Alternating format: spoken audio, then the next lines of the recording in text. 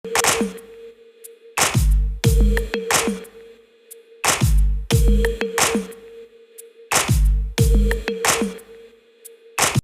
teman-teman sekalian, sebelum memasuki video animasi yang kami buat, kami mau memperkenalkan diri terlebih dahulu.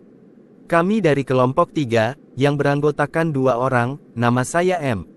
Aditya Firmansyah. Dan nama saya, Naila Maharani. Kami telah membuat video animasi, dengan materi, belajar dari kekayaan tradisi, dan judul cerita yang kami ambil atau kami tentukan yaitu, kisah anak sekolah di bangku SMA. Mari kita saksikan videonya. Di sebuah ruang kelas di sore hari, terdapat guru dan murid telah melakukan proses pembelajaran, dan akan siap-siap untuk pulang ke rumah. Baiklah anak-anak, cukup sekian pembelajaran hari ini. Tugas untuk dikerjakan di rumah bertema, belajar dari kekayaan tradisi. Nah, tugas ini kalian amatilah tradisi yang ada di Indonesia. Pilih salah satu saja lalu dipresentasikan di kelas besok sewaktu pelajaran Ibu. Baik Bu. Sesampainya di rumah. Ternyata Raka udah pulang. Gimana sekolahnya hari ini? Lumayan melelahkan Pak, tapi tugas PPKN-nya bikin bingung, disuruh mengamati tradisi di Indonesia sedangkan, di Indonesia itu banyak sekali tradisi, tapi harus pilih salah satu.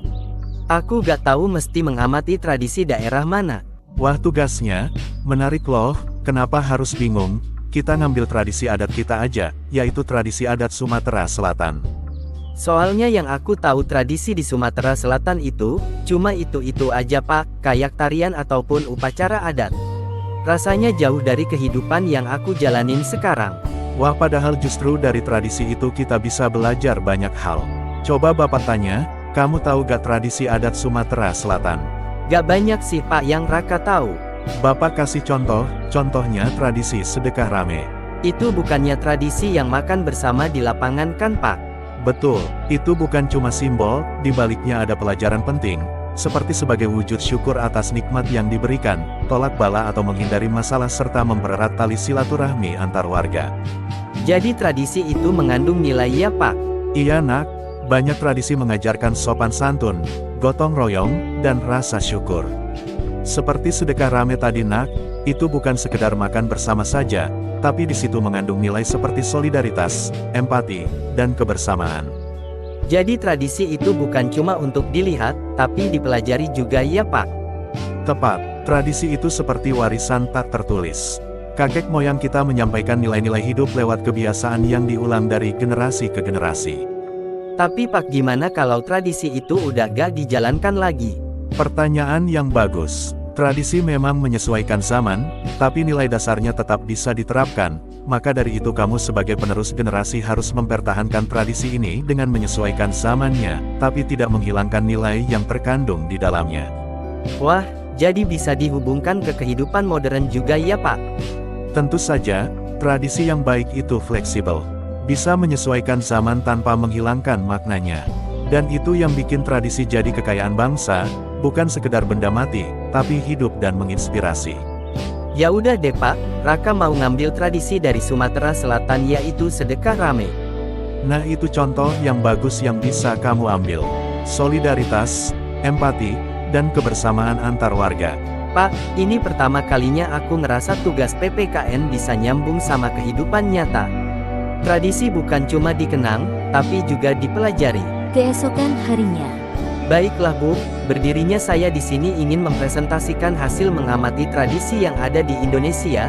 Saya sendiri mengambil tradisi dari adat Sumatera Selatan yaitu sedekah rame. Sebelumnya mari kita simak videonya terlebih dahulu.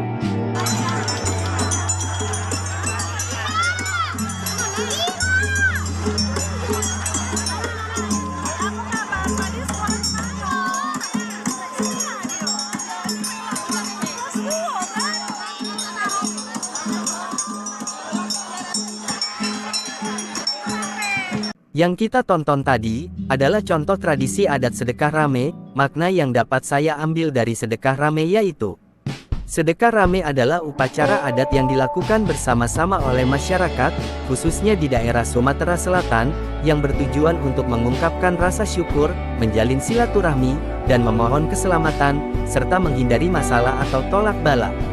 Baiklah, itulah presentasi tugas mengenai belajar dari kekayaan tradisi, dari tradisi adat Sumatera Selatan. Sekian dari saya akhiri. Wassalamualaikum warahmatullahi wabarakatuh. Wah, gak kerasa banget ya kita udah di penghujung video. Tapi sebelum kami mengakhiri video ini ada sedikit pesan yang akan disampaikan oleh Naila.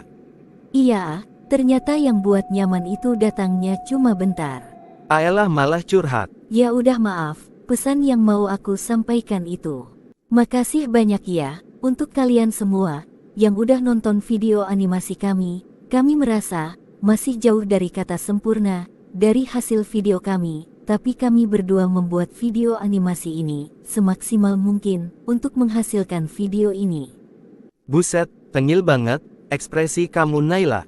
Tapi aku juga mau berterima kasih kepada Ibu Meliana, dan teman-teman sudah menyaksikan video kami. Love you untuk kalian semua.